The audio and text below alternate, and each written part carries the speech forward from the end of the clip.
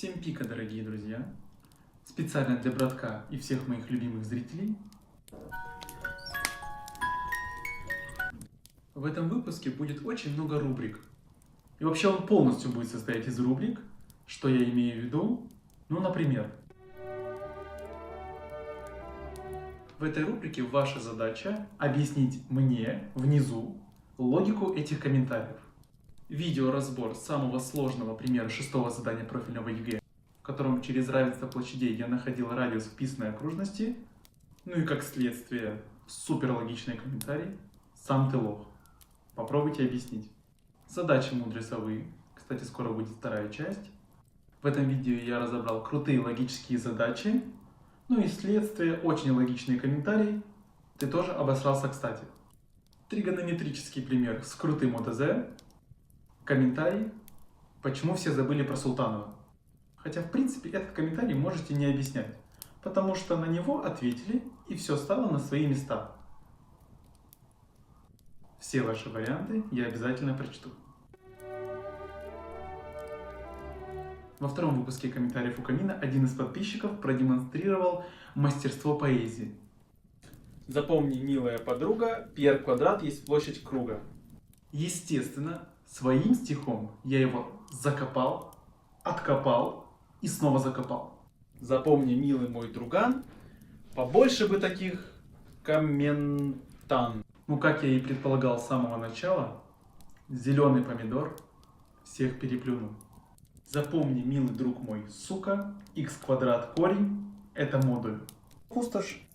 Очень внимательные зрители моего канала заметили, что после того, как я выложил видео про самую божественную формулу в истории человечества, я переименовал канал. А более остроумные зрители даже смогли пошутить на этот счет, поэтому... Вообще их было много, но я выбрал 3 самых смешных. Что за Эльмип? Что это за Ильнур автоподбор? Где стендап ЕГЭ? Ну... Ты решил подставить старое название своего канала Формула Пика и получил Эльмир. Похвально.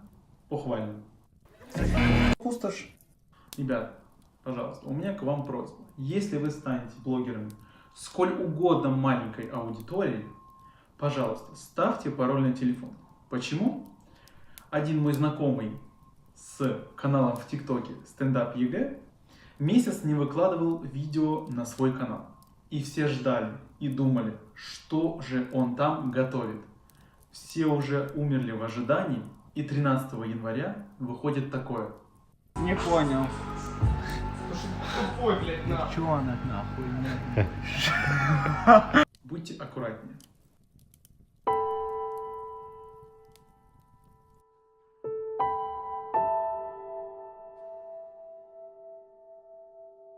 Здравствуйте. Можно к вам записаться?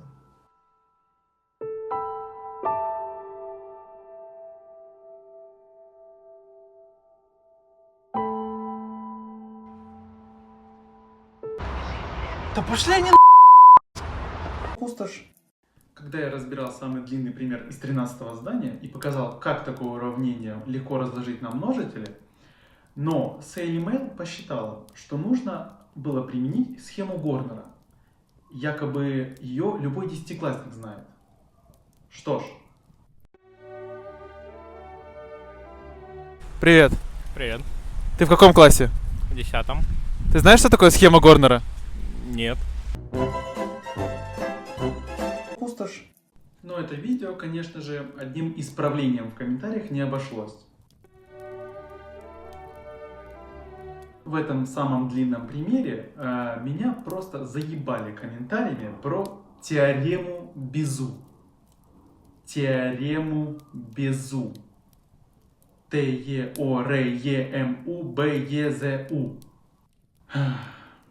И из-за нее реально произошло то же самое, что с формулой пика. Мне показалось, что я сошел с ума в какой-то момент. Женя, привет! Как ты? Что вчера делал? Да ничего особенного, теорема Безу. В смысле? Ну, трахал козу. Ты чё, блядь? Пустошь. Это был 4-й выпуск передачи «Комментарии у камина». Если вам нравится эта рубрика, то поддержите видос лайком и подписывайтесь на канал. Будьте любимы, боритесь за правду, пейте томатный сок. Спасибо за просмотр.